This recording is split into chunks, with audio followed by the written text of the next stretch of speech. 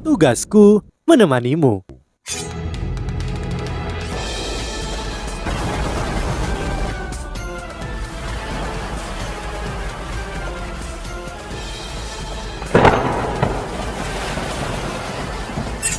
Hai sahabat Pasuk, kembali lagi bersama alur cerita versi novel Solen 2 Sekte Tang yang tak tertandingi. Jangan lupa like, subscribe, dan nyalakan tanda lonceng. Mari kita lanjutkan. Visi Wu Yuhao luar biasa, tapi dia tidak memperhatikan perubahan di wajah Ma Xiaotao. Dia menggenggam tangannya dan mulai melepaskan aura es pamungkas ke dalam tubuh Ma Xiaotao untuk membimbing kekuatan jiwanya. Kita sudah selesai, Kak. Aku telah membantumu menekan kekuatan-kekuatan jahat itu dengan sukses dan hasil hari ini lebih baik daripada kemarin. Lihatlah. Bagaimana perasaanmu? Ma Xiaotao mengangguk dan berkata, aku tidak perlu merasa. Tidak ada masalah sama sekali. Kamu berada di sini untuk menyelamatkan semua sandera itu, bukan? Dia menjawab, ya. Aku bukan satu-satunya yang ada di sini. Hampir seluruh Sekte Tang ada di sini saat ini. Sekte Tang? Oh, aku ingat sekarang, mereka pasti orang-orang yang berpartisipasi dalam turnamen elit belum lama ini. Ma Xiaotao tampaknya mengingat semua yang terjadi baru-baru ini. Yuhao mengangguk dan mengkonfirmasi. Ya. Ma Xiaotao mengerutkan alisnya dan berkata, sulit untuk menyelamatkan orang-orang itu. Meskipun aku tidak tahu bagaimana kamu lolos dari penjara akhir hari itu, kamu seharusnya melihat bahwa para sandera di penjara semuanya diracuni. Mereka tidak dapat mengumpulkan kekuatan jiwa mereka. Dan ada banyak mas roh dari kultus roh suci yang ditempatkan di sana. Bahkan ada legion instru jiwa di dalam dan di luar kota matahari terbit. Aku takut tidak mungkin menyelamatkan beberapa ratus orang itu. Bahkan jika seluruh Akademi Shrek dikirim ke sini untuk misi penyelamatan ini. Kota matahari terbit sangat dekat dengan kota cahaya. Dan bala bantuan dari kota cahaya akan tiba dengan cepat jika terjadi sesuatu di sini. Yuhao tersenyum dan berkata, kakak perempuan, jangan cemas. Kami hampir selesai dengan pengaturan kami. Ketika saatnya tiba, kami akan memiliki beberapa cara untuk mengatasi masalah di luar kota. Paling tidak, kami akan membuat mereka sibuk. Kami juga akan menggunakan taktik pengalihan perhatian di dalam kota dan menarik beberapa mas roh jahat yang mengawasi para sandera. Jika tebakanku benar, perbatasan Kekaisaran Ryu seharusnya tidak damai sekarang. Beberapa individu yang kuat pasti telah dikirim ke perbatasan dari kota cahaya. Mereka pasti telah mengatur orang untuk menjaga di belakang, namun bahkan jika mereka menyadari sesuatu yang abnormal sedang terjadi di sini, mereka tidak akan dapat mengirim terlalu banyak bala bantuan. Ma Xiaotao mengangguk dan berkata, aku yakin kamu bisa berhasil, namun bagaimana kamu akan pergi dengan beberapa ratus orang tua dan orang sakit? Mereka semua diracuni oleh bubuk pembasmi jiwa, Yuhao. Aku juga tidak punya obat penawar untuk racun itu. Aku takut bahkan hanya pemimpin dari kultus roh suci yang tahu cara menetralkan racun itu. Ekspresi Ma Xiaotao menjadi dingin ketika dia menyebutkan pemimpin kultus roh suci. Dia tanpa sadar mengepalkan tinjunya dengan erat. Yuhao berkata, aku sudah membuat obat penawarnya, kakak. Hah? Apa? Ma Xiaotao tertegun saat dia memandangnya. Kamu telah membuat penawarnya? Yuhao mengangguk dan berkata, apakah kamu lupa bahwa aku menyebutkan aku memperoleh kitab racun leluhur Tangsan? Dalam hal menggunakan racun, Sekte Tang telah sangat terkenal di benua ini selama puluhan ribu tahun. Racun kultus roh suci bukanlah apa-apa, namun memang akan menjadi masalah besar untuk pergi dengan sandera yang lemah. Hari itu, aku mendengar penatua ketiga dan penatua keempat dari kultus roh suci menginstruksikan 3 saudara Zong untuk memberi makan lebih banyak para sandera, namun sepertinya saudara-saudara Zong Li hanya berpura-pura mematuhi perintah.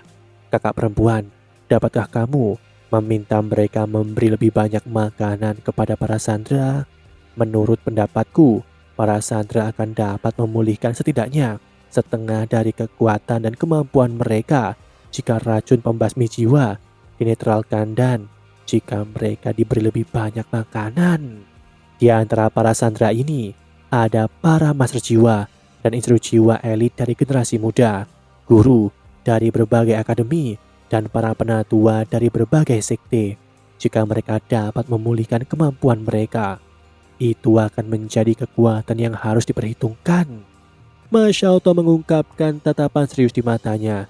Ketika dia melihat Wu Yuhao, dia tampak melihatnya dalam cahaya yang berbeda. Aku belum berinteraksi denganmu dalam 5 tahun, tapi kamu sudah benar-benar dewasa. Tidak heran Akademi cukup percaya diri untuk mengirimmu menyelamatkan para sandera. Rencanamu tampaknya baik-baik saja untuk saat ini. Ketika kamu menggunakan taktik pengalihanmu, aku dapat membantumu membawa penatua ketiga dan penatua keempat pergi. Mereka biasanya tidak di penjara air. Ketiga saudara Zong adalah orang yang bertanggung jawab atas penjara air. Mereka bertiga adalah keturunan langsung dari pemimpin kultus roh suci, Zong Liwu, dan mereka juga antek-anteknya. Mereka sangat loyal kepadanya dan hanya mendengarkan perintahnya. Kamu harus berurusan dengan mereka bertiga, serta mas roh jahat yang menjaga penjara.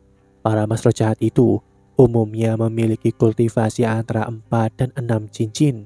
Mereka dianggap sebagai murid biasa dari kultus roh suci, dan ada sekitar 30 dari mereka. Tentu saja ada juga beberapa pasukan militer yang menjaga penjara. Namun mereka tidak akan menjadi penghalang. Setelah mendengar detail yang diberikan oleh Ma Xiaotao, rencana di kepala Yu Hao menjadi lebih luas. Kakak Xiaotao, apakah kamu memperhatikan seorang wanita bernama Nan Xiushu? Dia adalah pemimpin sekte naga bumi dan jiwa bela dirinya adalah naga merah. Dia juga seorang dolo jiwa, tetapi kemampuannya berada pada standar Feng Hao dolo. Wu Yuhao telah bertanya pada Nan Qiuqiu tentang kemampuan Nan Xiushu. Nan Xiushu, aku pernah mendengar nama ini sebelumnya. Jika aku mengingatnya dengan benar, dia dibawa pergi oleh penatua ketiga. Jiwa bela dirinya memiliki atribut khusus penghancuran. Jika kita bisa memahaminya dengan baik dan menggabungkannya menjadi alat jiwa, jika kita bisa memahaminya dengan baik dan menggabungkannya dengan alat jiwa, kita bisa mencapai hasil yang inovatif. Ya, itu dia. Wu Yuhao senang dan bertanya, apakah dia masih hidup? Apakah dia... Ma Xiaotao memotong. Aku tidak tahu detailnya, namun minat penatua ketiga sepenuhnya dalam alat jiwa. Dia adalah seorang instruktur jiwa kelas 9 dan dia tidak terlalu peduli tentang wanita. Aku harap orang yang kamu bicarakan itu masih hidup. Mengapa? Apakah kamu berencana untuk menyelamatkannya? Wu Yuhao menggelengkan kepalanya tanpa ragu dan menjawab, Nan Xiushu adalah ibu dari temanku. Namun, kita tidak bisa menyelamatkannya dulu. Kalau tidak, kota akan memberitahu musuh. Oh ya, kami menghabisi seorang mas roh jahat tipe spiritual belum lama ini. Adakah yang tahu tentang itu? Mas roh jahat tipe spiritual? Apakah kamu berbicara tentang Wu Yun? Dia terbunuh? Ma Xiaotao lebih terkejut ketika dia mendengar bahwa Wu Yun telah dibunuh daripada ketika dia mendengar Wu Yuhao memiliki penangkal racun untuk menetralisir racun dari bubuk penghapus jiwa. Yu Hao mengangguk dan berkata, ya, aku menghabisinya. Apakah ada masalah? Ma Xiaotao menggelengkan kepalanya dan berkata, Wu Yun adalah seorang penatua di kultus roh suci. Dia sebenarnya adalah kepala cabang kultus roh suci di kota Matahari Terbit. Setelah aku datang ke sini untuk sementara aku menggantikannya. Orang yang awalnya bertugas mengawasi Sandra adalah wakil ketua kultus, Feng Ling. Setelah itu, Feng Ling pergi karena alasan yang tidak diketahui. Aku pikir itu pasti ada hubungannya dengan situasi di perbatasan. Aku biasanya tidak berinteraksi dengan Wu Yun, tetapi jiwa bela dirinya sangat kuat. Bahkan jika aku melawannya, aku tidak akan sepenuhnya percaya diri untuk mengalahkannya. Tapi kamu berhasil membunuhnya. Wah, luar biasa. Hehe. Yu Hao tertawa. Dia tidak akan menjelaskan bagaimana dia menghabisi Wu Yun. Dan dengan cepat mengubah topik, kakak perempuan, kita akan mengaturnya seperti ini. Kalau begitu, jika memungkinkan cobalah untuk menjaga kehidupan Nan Shushu. Aku akan menyelamatkannya setelah aku menyelamatkan sebagian besar Sandra. Haruskah aku memberitahumu tentang pengaturan kami secara detail? Ma Xiaotong mengangguk dan berkata, baiklah, jangan menunda. Kamu tidak perlu memberitahuku tentang pengaturanmu. Ketika kamu bergerak, aku akan mengalihkan perhatian penatua ketiga dan penatua keempat. Namun aku harus meninggalkan kalian semua untuk berurusan dengan ketiga saudara Zong. Jangan meninggalkan petunjuk apapun ketika kamu menyusup ke penjara air lagi.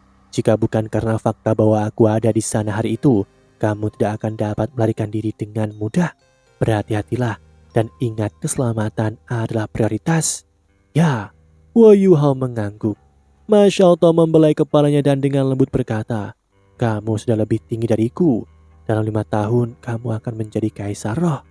Sungguh fantastis. Setelah selesai berbicara, dia tersenyum pada Yu Hao sebelum pergi. Saat Yu Hao menyaksikan Ma Xiaotong pergi, Yu Hao juga menyentuh kepalanya sendiri. Untuk beberapa alasan dia merasa ada yang salah dengan Ma Xiaotong.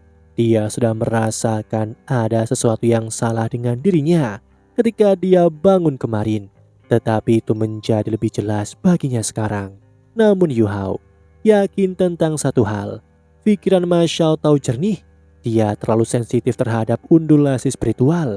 Ekspresi dimanjakan di matanya ketika dia menatapnya tidak bisa dipalsukan. Pemimpin dan wakil pemimpin kultus roh suci sebenarnya disebut sebagai Zhong Liwu dan Feng Ling. Ini adalah informasi penting baginya. Pada saat yang sama Wo Yuhao juga bisa menebak kira-kira bahwa Zhong Liwu harus ada hubungannya dengan wanita yang membuat penatua Mu'en dan Long Xiaoyao jatuh cinta. Itu karena dia ingat bahwa Mas Roh yang diikuti, si wanita tampaknya memiliki nama keluarga Zong. Dia hanya tidak tahu apakah wanita itu masih hidup dan apa hubungannya antara Zhong Liwu dan Long Xiaoyao. Pada pagi kedua, Susan Si membawakannya obat penawar yang dibutuhkannya. Yu Hao juga mulai bergerak. Dia menggunakan avatar spiritualnya untuk secara diam-diam menyusup ke penjara air dan mencampurkan penawar racun dengan air beracun di penjara air. Karena dosis yang dia butuhkan terlalu tinggi, dia perlu seharian penuh untuk memindahkan semua penawarnya ke penjara air. Tetua ketiga dan keempat tidak muncul lagi di penjara air. Bahkan Zong bersaudara hanya datang untuk berpatroli sesekali. Perintah Ma Xiaotong berhasil pada ketiga saudara Zong. Para sandera akhirnya diberikan makanan yang cukup. Meskipun mereka tidak diberi makanan yang mewah, itu sudah cukup untuk mengisi perut mereka. Seiring dengan penawar yang Yu Hao campur ke dalam air yang merendam mereka, para sandera merasa lebih baik setelah seharian. Meskipun tidak mudah atau semua racun dari tubuh mereka telah dinetralkan, khusus untuk beberapa mas roh yang lebih kuat. Avatar spiritual Yu Hao dapat mengatakan bahwa mereka telah merasakan perubahan kekuatan jiwa dari ekspresi mereka. Sudah waktunya baginya untuk berkomunikasi dengan mereka. Pada malam kedua, dia pergi mengunjungi Ma Xiaotong lagi setelah menekan kekuatan kegelapan di tubuhnya. Ia merilis avatar spiritualnya ke penjara air sekali lagi. Untuk berkoordinasi dengannya, Ma Xiaotong mengirim 3 saudara Zong pergi dengan alasan hal-hal penting yang harus diperhatikan. Ini adalah manfaat dari menjadi komandan kultus roh suci tertinggi di kota matahari terbit. Tanpa Zong bersaudara, Wo Yuhao lebih berani. Mustahil bagi para mas roh jahat 6 cincin itu untuk menemukan avatar spiritualnya. Setelah memasuki penjara air, ia melayang ke udara dan melepaskan kekuatan spiritualnya. Segera, kekuatan spiritualnya menelan seluruh penjara air. Belum lama ini Yu Hao hanya bisa berkomunikasi dengan beberapa orang menggunakan kekuatan spiritualnya. Namun dia sekarang dapat berkomunikasi dengan semua orang di wilayah tertentu. Jika kalian bisa mendengar suaraku, tolong jangan bergerak. Aku di sini untuk menyelamatkan kalian semua. Pikiran lembut ini ditransmisikan ke setiap sel. Itu sangat ringan sehingga semua orang bisa merasakannya. Tetapi masih merasa bahwa itu adalah sebuah ilusi. Para sandera bertukar pandangan aneh satu sama lain. Jika kalian bisa mendengar suaraku, tolong jangan bergerak. Aku di sini untuk menyelamatkan kalian semua. Wahyuha mengulangi kata-katanya sekali lagi. Kali ini komunikasinya jauh lebih jelas daripada sebelumnya. Semua orang bisa memastikan bahwa mereka tidak berhalusinasi. Tenang, aku perlu semua orang untuk tenang. Jika ingin melarikan diri, kalian harus tetap tenang. Kalau tidak, aku tidak akan bisa membantu. Aku akan membutuhkan kerjasama semua orang sehingga kita dapat meninggalkan tempat ini. Wahyuha mengirimkan pemikiran lain kepada mereka kali ini. Pikirannya benar-benar jernih di benak semua orang. Para tetua mulai tergerak. Siapa yang tidak ingin melarikan diri dari neraka yang mereka alami ini? Para sandera lainnya mulai tenang setelah para tetua memandang mereka. Wahyuha diam-diam menghela nafas lega. Dia takut interaksinya dengan mereka akan ditemukan oleh para masroh jahat. Jika itu terjadi, musuh akan siaga dan itu akan membuat segalanya lebih sulit. Yuha berkata, semuanya, kalian seharusnya tahu bahwa racun di tubuh kalian perlahan-lahan dihilangkan. Itu karena aku menambahkan penawar racun ke air yang kalian semua rendam. Aku yakin racun di tubuh kalian akan benar-benar hilang besok. Mulai sekarang, aku harap kalian semua dapat melakukan yang terbaik untuk memulihkan kekuatan jiwa dan kondisi fisik. Kami akan mengambil tindakan malam lusa. Ketika waktu itu tiba, aku membutuhkan kalian semua untuk bekerja sama denganku sehingga kita dapat keluar dari tempat ini. Sekaligus, besok aku akan menambahkan lebih banyak tonik ke dalam air ini untuk membantu kalian cepat pulih. Kalian harus tetap kuat. Kita hanya akan memiliki satu kesempatan untuk meninggalkan tempat ini dan mendapatkan kembali kebebasan. Yuha menjelaskan rencananya secara rinci pada para sandera sekarang. Baiklah, terus istirahat dengan baik. Kalian harus memulihkan kekuatan jiwa dan juga kalian harus menyembunyikannya dari para penjaga. Kalau tidak, semuanya akan benar-benar sia-sia. Penatua, tolong rawat yang muda dan ingat untuk membantu melindungi mereka. Aku akan pergi. Kita sudah menyiapkan semuanya di luar. Aku akan memberi kalian masing-masing pil menenangkan hati. Dan aku dari Akademi Shrek. Reputasi sekte Tang tidak sepopuler Akademi Shrek. Inilah mengapa Yuha menyebutkan bahwa dia berasal dari Akademi Shrek untuk lebih meyakinkan Sandra. Suasana suram di penjara air mulai berubah setelah Yuha memberitahu mereka rencananya. Mata yang tampak tak bernyawa mulai tampak lebih cerah. Yuha menarik deteksi spiritualnya tetapi dia tidak pergi. Sebagai gantinya ia melepaskan gangguan spiritualnya dan menelan seluruh penjara air bersamanya. Dengan kekuatan spiritualnya saat ini, ketiga saudara Zong dan dua tetua Feng Hao Dolo pasti akan menemukan gangguan spiritualnya jika mereka ada di sini. Namun, di sini sekarang hanya ada Mas Roh yang berperingkat rendah. Mereka tidak akan menemukan apapun. Yuha mengambil tindakan pencegahan. Jika ada mata-mata yang dia lewatkan atau Mas Roh kehilangan kendali atas emosinya, dia masih bisa menyelamatkan situasi dengan gangguan spiritualnya. Setelah mengamati mereka selama 1 jam, Wahyuha menjadi tenang dan diam-diam meninggalkan penjara. Ini adalah awal dari operasi penyelamatan besar. Semua dari sekte Tang siap menyelamatkan para sandera. Namun, ketika malam kedua tiba, ada tamu di kota matahari terbit. Orang ini sepenuhnya ditutupi dengan kerudung dan topi hitam. Di balik kedok ini, tidak mungkin untuk mengatakan jenis kelamin atau usianya. Dia memasuki kota dengan metode yang jauh lebih nyaman daripada orang biasa. Dia berjalan ke gerbang kota dan menunjukkan tanda. Setelah itu, ia diizinkan memasuki kota tanpa dicek. Dia berjalan dengan cara yang aneh. Dia tampak lembut melayang, seolah-olah dia tidak mengerahkan kekuatan sama sekali. Dia tidak berjalan sangat cepat, namun dia sangat mahir menghindari deteksi. Jika seseorang mencoba mengawasinya, pengawas akan segera menemukan bahwa orang ini akan menghilang dari pandangannya. Segera, dia datang ke sebuah bangunan dengan ujung runcing. Jika Yu Hao ada di sini sekarang, ia akan tahu bahwa bangunan ini adalah bangunan di mana ia menemukan Wu Yun. Setelah dia melayang ke gudang ini, dia datang ke tempat di mana Wu Yun pernah menggantung dan memukul Feng Ling. Aura menyeramkan yang dipenuhi dengan keluhan mulai menyebar. Dia duduk bersila di tanah dan mulai melafalkan sesuatu. Sebuah cahaya merah mulai muncul secara halus di belakang punggungnya. Sepertinya proyeksi manusia yang aneh melayang di belakangnya.